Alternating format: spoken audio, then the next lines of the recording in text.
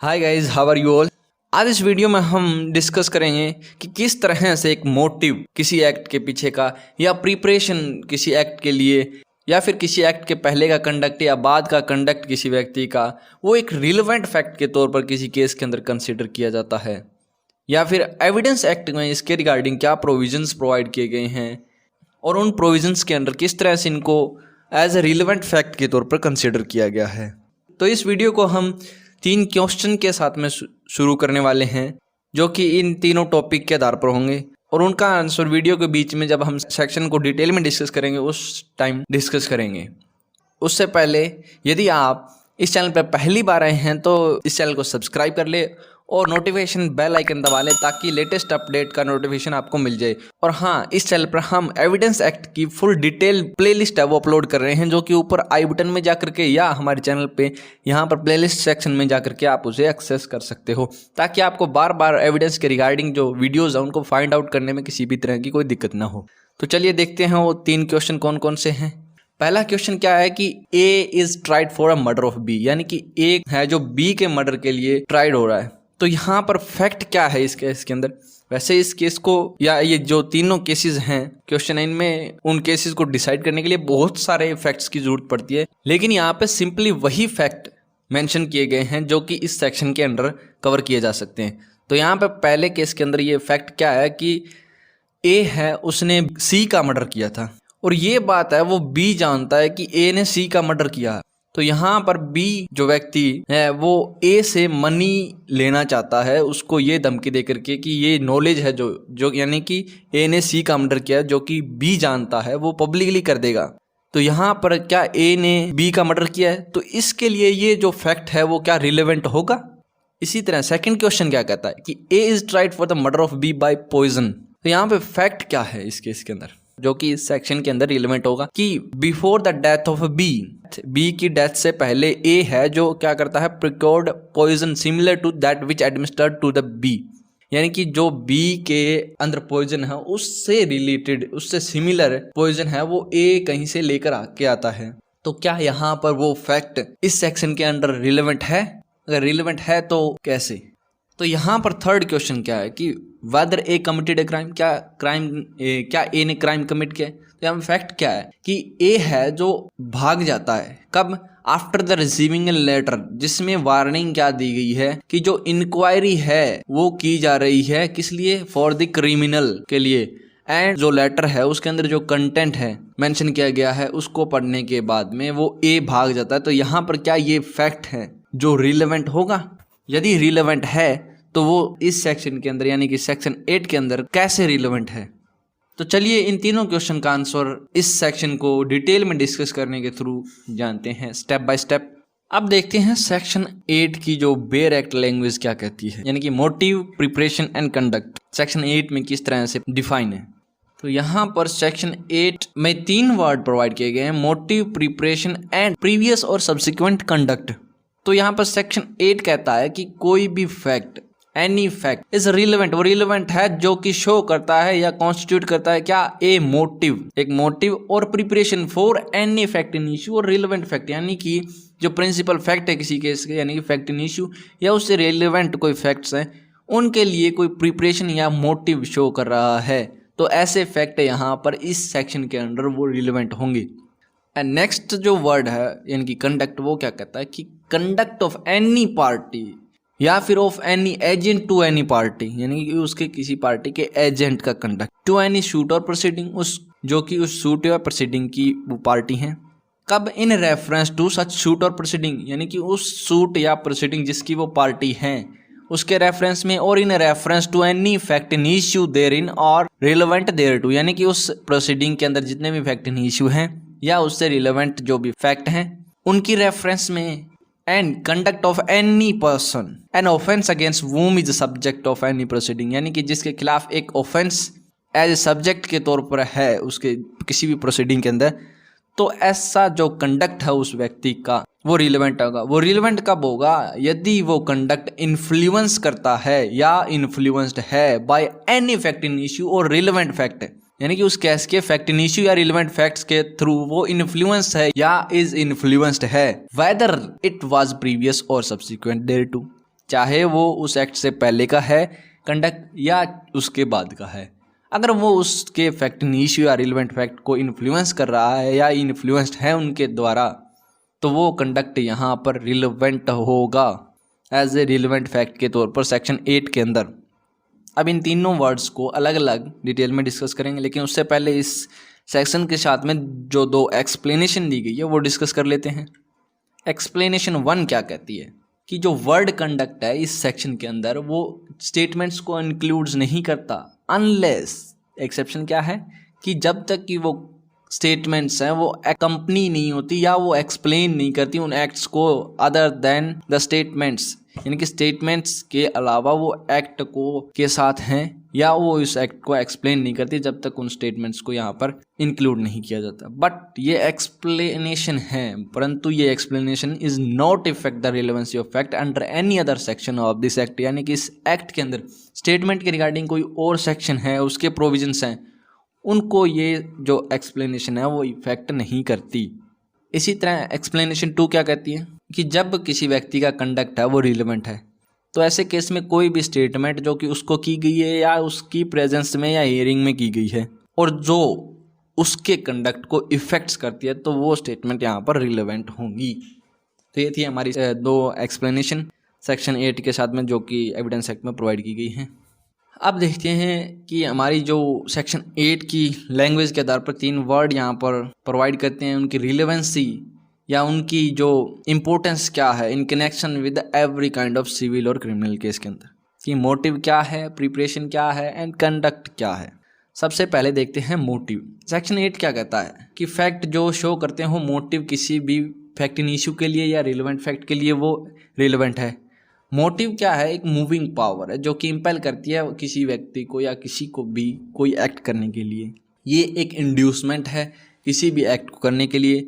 Motive जो है अपने आप में एक क्राइम नहीं है, लेकिन हीनियस मोटिव में बी, बट वंस एक बार एक क्राइम कमिटेड हो गया तो एविडेंस क्या है उसके मोटिव के रिगार्डिंग वो वहाँ पर इंपॉर्टेंट हो जाते हैं। इसीलिए जो एविडेंस क्या है of the existence of a motive for the crime charge is admissible, उस क्राइम के लिए जो मोटिव चार्ज है वो यहाँ पे एडमिसेबल होंगे उसके रिगार्डिंग एविडेंस। और मोटिव के रिगार्डिंग जो एविडेंस होते हैं वो हमेशा ही रिलेवेंट होते हैं। For man do not act वोली विदाउट मोटिव, यानी कि कोई भी व्यक्ति बिना मोटिव के कोई भी क्राइम या एक्ट नहीं करता। एविडेंस ऑफ अ मोटिव है वो कोर्ट को हेल्प करते हैं अक्यूज को उस डीड के साथ में कनेक्ट करने में।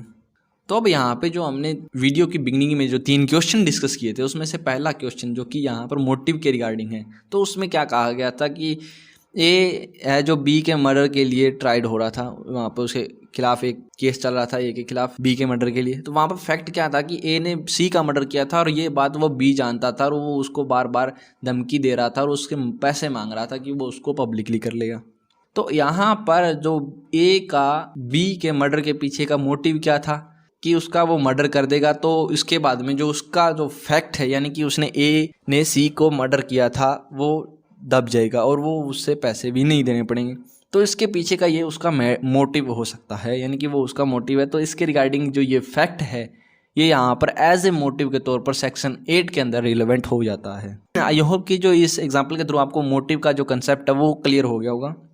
अब देखते हैं कि प्रिपरेशन किस तरह से यहाँ पर सेक्शन 8 के अंदर रिलेवेंट है। तो यहाँ पर सेक्शन 8 फर्दर क्या प्रोवाइड करता है कि that act of preparation are relevant, यानी कि जो फैक्ट्स शो करते हैं या कॉन्स्टिट्यूट करते हैं एक प्रिपरेशन, वो फैक्ट्स यहाँ पर रिलेवेंट हो गए उस फैक्ट इन इशू के रिगार्डिंग। लेकिन प्रिपरेशन अपने आप में क्राइम नहीं है, बट आईपीसी के कुछ सेक्शन के अंदर यहाँ पर प्रिपरेशन को है एज ए ऑफेंस कंसिडर किया गया है।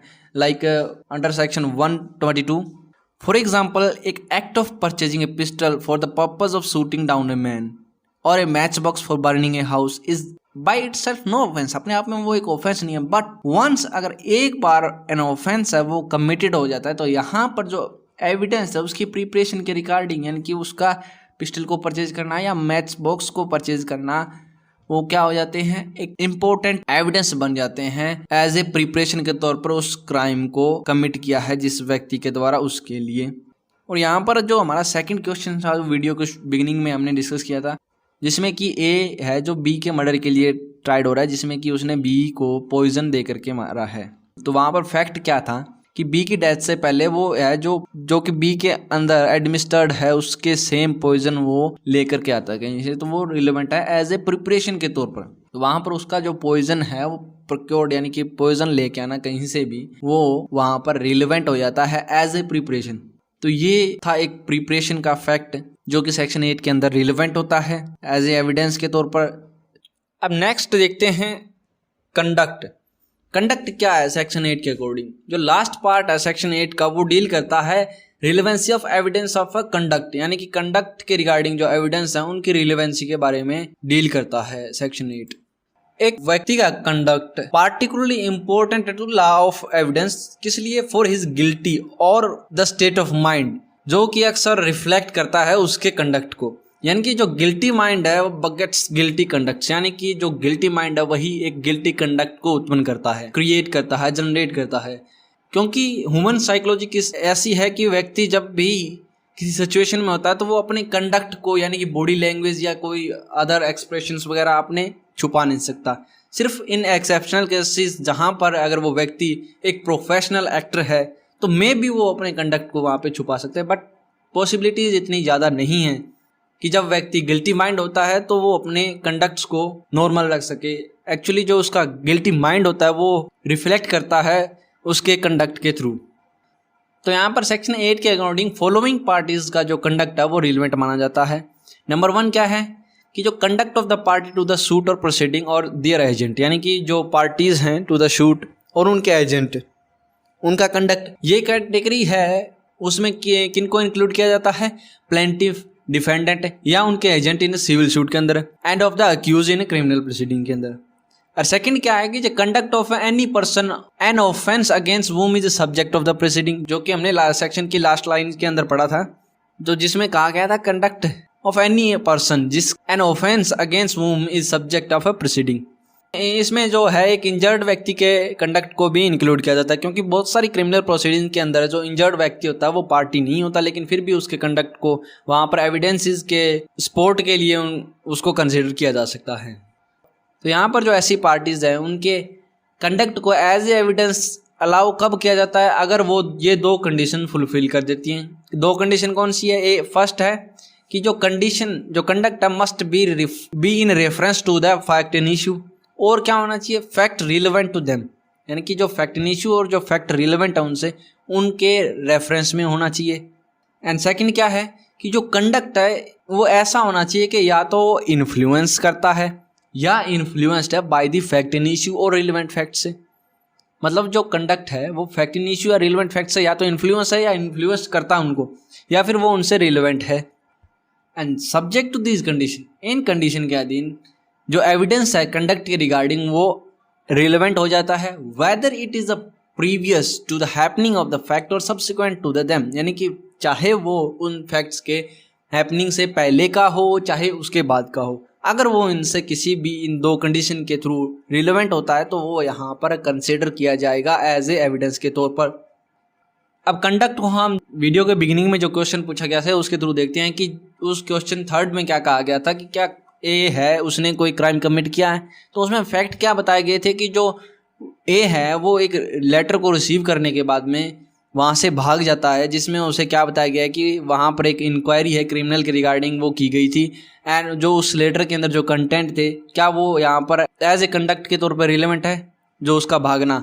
तो यहाँ पर इस सेक्शन 8 के आधार पर हम कह सकते हैं कि जब वो ए वहाँ से भागता है तो उसको हम एज ए उसके कंडक्ट के तौर पर यहाँ पर रिलेवेंट फैक्ट के तौर पर कंसिडर कर सकते हैं, और इसके ए के खिलाफ में एक एविडेंस के तौर पर उसको कंसिडर किया जा सकता है कि उसने क्राइम कमिट किया है, क्योंकि अगर उसने क्राइम कमिट किया इसीलिए वो वहाँ से भागा है, अदरवाइज वो वहाँ से क्यों भागा, उसके पास वहाँ से भागने का कोई अदर रीज़न नहीं है। आई होप कि ये जो कंडक्ट के रिगार्डिंग टॉपिक है वो इन एग्जाम्पल्स और एक्सप्लेनेशन के थ्रू आप समझ में आ गया होगा। आई होप कि सेक्शन 8 के रिगार्डिंग ये टॉपिक्स हमने जो डिस्कस किए हैं वो आपको क्रिस्टल क्लियर हो गए होंगे, इसके रिगार्डिंग कोई भी डाउट नहीं रहा होगा। अगर ये वीडियो आपको अच्छी लगी है तो इसे लाइक करें, शेयर करें अपने दोस्तों के साथ, ताकि उनके भी जो डाउट हैं वो क्लियर हो, और इस चैनल को सब्सक्राइब कर लें ऐसी ही और वीडियो पाने के लिए, और बेल आइकन दबाना मत भूलिएगा क्योंकि जब भी नई वीडियो अपलोड हो तो उसका अपडेट आपको मिल सके। Thanks for watching and keep learning.